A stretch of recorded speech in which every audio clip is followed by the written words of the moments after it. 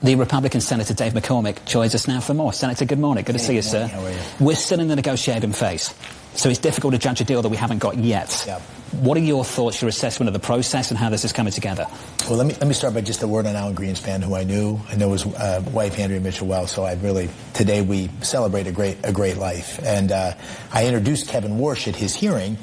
And Kevin is a big admirer of Alan's as well, and it'll be a different challenge, but we have the right man for the job. He's going to help lead the Fed, I think, in a time of great change and uncertainty. With regard to the Middle East, I think you have to start with the beginning of this, is that President Trump took a series of actions which puts us in a position for a set of negotiations. So enormous progress, taking the nuclear program way back, reducing their missile capability, their launchers. So Iran is in economic difficult straits, and militarily has been dramatically affected. Now, as we think about this MOU, there's three things that have to be achieved through this 60-day negotiation, which I think are critical. And the president has more or less said this. Number one, the strait has to be open and unhindered by Iran. There can be no control. Second, they have to give up their enriched uranium, and there has to be a path to no nuclear program. We may have a step forward on this with the nuclear inspectors. And the third thing is it needs to be paid for performance. In other words, each step along the way in terms of sanction relief has to be only coming when there's actual movement on the part of the Iranians.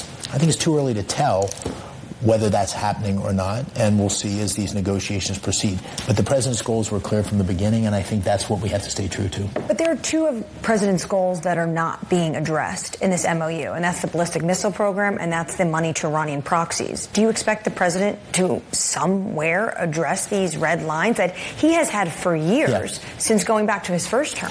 Well, the first one we've made a lot of progress on. So, I mean, the missile attacks that we've done on, and the air attacks we've done on their missile program, on their drones, on their manufacturing capacity, on their launchers, have been extraordinarily successful. So their capability is a fraction of what it was. How far along we are, I think, remains to be seen. But there's been big progress. The second issue is whether they're going to actually stop the funding for Hezbollah and others. We've also made huge progress in taking down Hezbollah and Hamas. If we move forward on this path, we'll see whether there can be a future commitment on financing of the terrorist groups.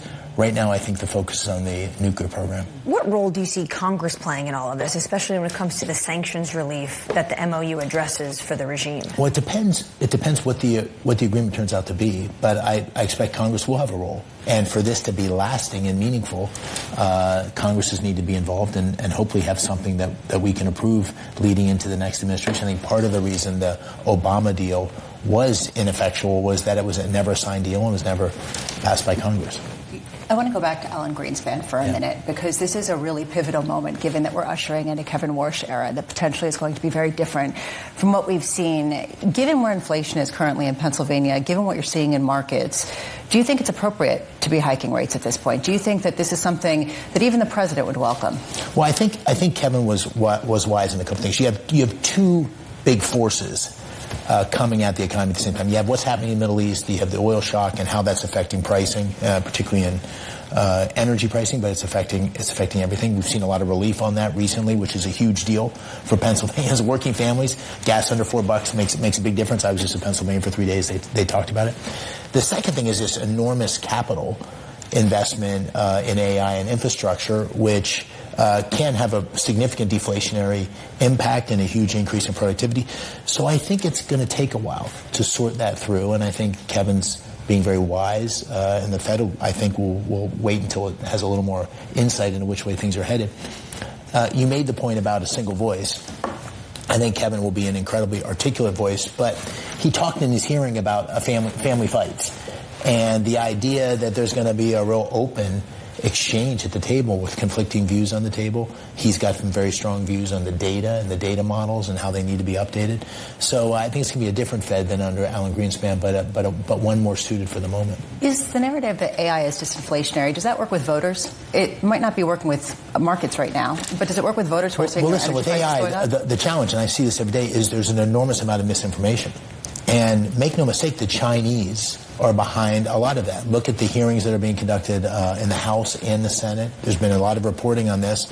AI and data centers in China have an 85% popularity. In America, they have about a 20%. A lot of that's based on misinformation. So one of the responsibilities I think we have in the public realm is to make sure people understand AI offers enormous benefits, enormous opportunity. A lot of it still remains to be seen, and it has huge risk. And it's our job to guide this incredible moment of change in a way that lifts all boats, make sure that we mitigate the downsides to it. So it's too early to tell, I think, is the short answer. There was all these predictions about huge job loss. Certainly it'll be disruptive, but in Pennsylvania, there's enormous growth in these skilled labor, electricians, welders. You can't get enough of them. And the white-collar job loss has not materialized yet. So too early to tell in terms of what the impact's going to be, but I think because of the uncertainty, that'll hopefully lead to careful decision-making before we make any moves. But, Senator, the job apocalypse that everyone was worried about, apocalypse. Did you make that up? Yeah. No. That came from AI companies themselves, not China. Yeah, they were the ones that are saying that this is going to ruin jobs. I think this, go through every moment of profound change, technological change in history. There's a doomer narrative, which I think is very misplaced. I think it's scared a lot of people. But I also think we shouldn't be too Pollyannish. This is a moment of a lot of change, and we have to guide it. It has huge national security implications. We have to be in the lead from a U.S. perspective vis-a-vis China. It offers enormous opportunity in life sciences and health. And on the productivity and job front, I think we're learning a lot as we go. Literally, the job creation that I'm seeing on the ground from energy infrastructure, from data centers, is just absolutely remarkable. And I lived through the internet boom. And what we saw there was some of the same predictions. It wasn't quite as consequential, but there was predictions about how this would destroy certain business models. That was true, but it also created all sorts of new business models. I suspect we're going to see that as people become more comfortable with all the power that comes with AI. There's going to be new businesses, new job creation that comes along with it, in addition to people that build things. Because people that build things are in high demand. It's the great irony of this moment of technological change. It's putting more and more emphasis on people who can actually create the infrastructure of the future. To Anne-Marie's point, though, this narrative has come from the likes of Anthropic. What's in it for them? What do you think is in it for them? Well, I'm not going to speculate on motivations of any particular player, but I think... Don't we need to interrogate the potential motivations, though, of these individuals that run very large companies that can have large consequences for this economy? Well, you could imagine efforts to shape the regulatory landscape, depending on what relative position someone's in.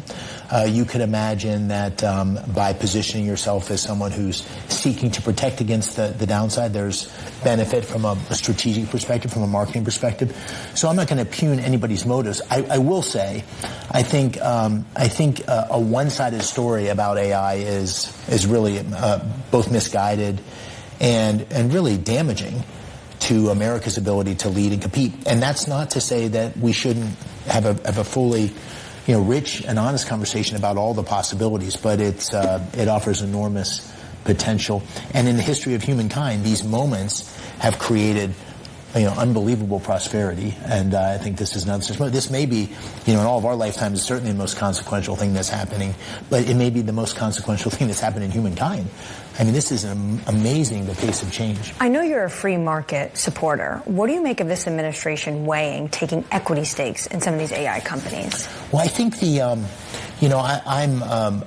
a markets person, I'm a free market person, but I think we sort of lost the narrative to some degree, and I saw that particularly during COVID, when we were dependent on others for semiconductors, for pharmaceuticals. We had let our commitment to markets essentially make us dependent.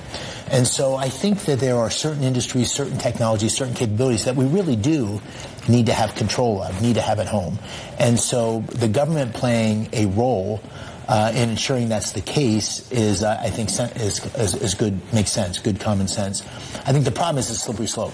So you have to be very thoughtful about where those lines are. What really is a necessity from a national security perspective, and what is ultimately can be done and contributed. Just quickly, they're talking about taking an equity stake with maybe Anthropic, but the DoD has it as supply chain risk. How does this make any sense? Well, you have a pace of change where new models are being created that pose new challenges and new risks. So I think the government is quite rightly wrestling, and the Trump administration is wrestling with how to play a constructive role in the safeguards, at the same time not standing in the way of this remarkable innovation which is so critical to our future. So it's a balancing act. It's going to take us a little bit of a while to get it right. The thing I always say is we shouldn't be setting precedents or putting any policies in place that we as Republicans or conservatives wouldn't be comfortable with the next team if the next team isn't aligned ideologically. So we need to think about this in nonpartisan, apolitical terms.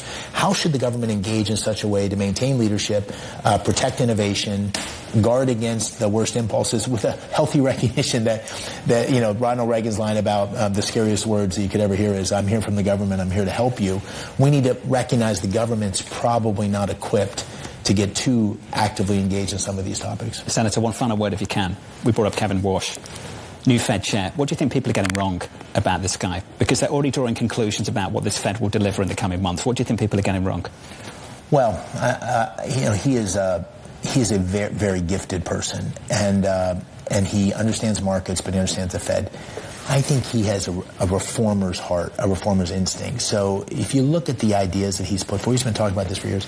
He's got a big vision, I think, for the future of the Fed, and he's also very astute politically. So, for example, the task forces that were set up, I think, is a mechanism for creating a blueprint for the future, but also bringing people on board. So, reformer, a change agent, but someone who's going to do it with a lot of political agility and success. Would you like to run one of those task forces?